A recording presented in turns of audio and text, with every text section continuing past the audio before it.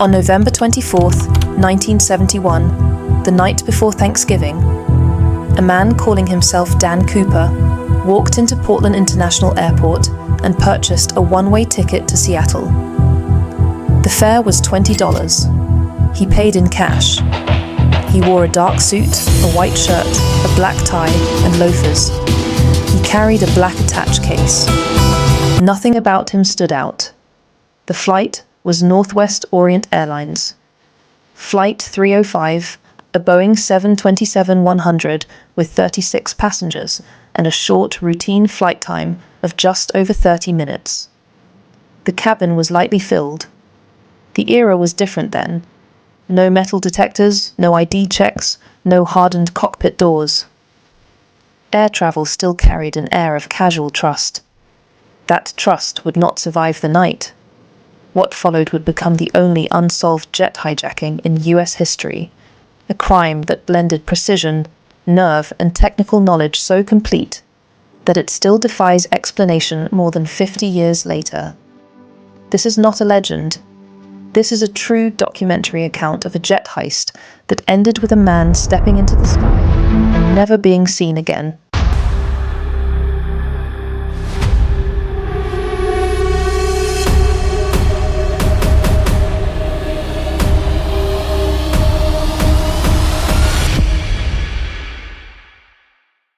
At approximately 2:50 p.m., shortly after takeoff, Cooper handed a note to flight attendant Florence Schriefer. Accustomed to receiving phone numbers and flirtatious messages, she initially ignored it. Cooper leaned closer and spoke quietly. "Miss, you'd better read that. I have a bomb." Schriefer opened the note. It stated plainly that Cooper had a bomb in his briefcase and wanted her to sit beside him. When she did, he opened the case just enough for her to see what appeared to be 8 red cylinders connected by wires to a battery. He was calm, polite, methodical. Cooper made 4 demands: $200,000 in cash, equivalent to over $1.4 million today, 4 parachutes, 2 main, 2 reserve, a fuel truck waiting in Seattle, a promise that the plane would not be tampered with upon landing. No threats, no raised voice, just certainty. Schriefer relayed the message to the cockpit. The captain, William Scott, informed air traffic control. The FBI and local police were alerted immediately. Authorities decided to comply. The plane circled Puget Sound for over 2 hours, while the ransom was assembled in uncirculated $20 bills, their serial numbers carefully recorded. Passengers were told there was a minor mechanical delay. They waited, unaware. At 5:39 p.m., Flight 305 landed at Seattle-Tacoma International Airport.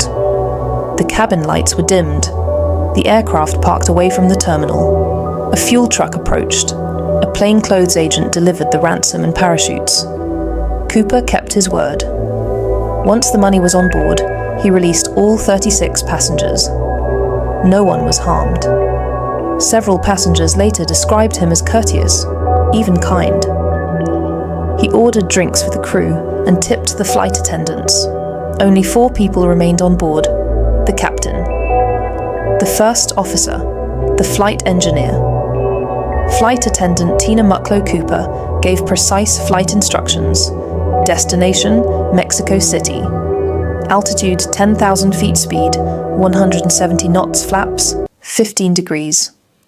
Landing gear, down. These were highly specific technical requirements, unusual, inefficient, and dangerous for long-distance flight. They were also perfectly suited for one purpose: a parachute jump. The aircraft took off at 7:40 p.m. into stormy skies. The Boeing 727 was one of the few commercial jets equipped with a rear air stair, a staircase that could be lowered during flight. Cooper knew this. He specifically chose the aircraft model. At approximately 8 p.m., Cooper instructed Tina Mucklow on how to operate the air stair. He asked her to go to the cockpit and remain there. She complied. Moments later, the cockpit crew felt a sudden upward motion, a pressure change. The plane shuddered. The air stair had been deployed.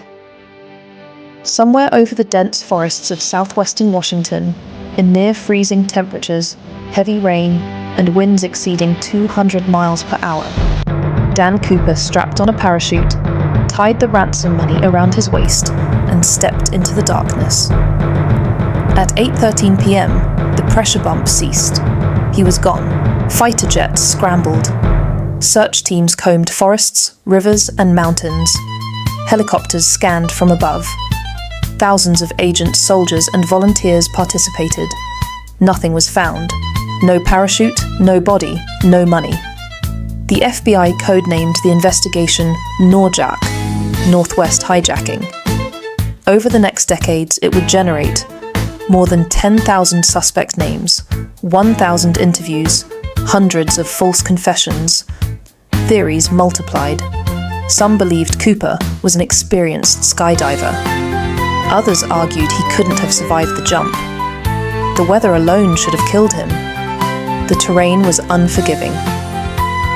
Then, in 1980, 9 years after the hijacking, a boy digging along the Columbia River discovered something extraordinary. $5,800 in decaying $20 bills. The serial numbers matched the ransom. No other money was ever recovered. The name D.B. Cooper was the result of a media error. His ticket read Dan Cooper. The alias stuck anyway. Suspects ranged from military veterans to engineers, criminals, and even terminally ill men seeking one final escape. None were proven. The FBI officially closed the case in 2016, citing lack of new evidence. Cooper remains legally unidentified. Did he survive? Experts disagree. If he lived, he vanished perfectly. If he died, his body was never found. Either outcome is extraordinary.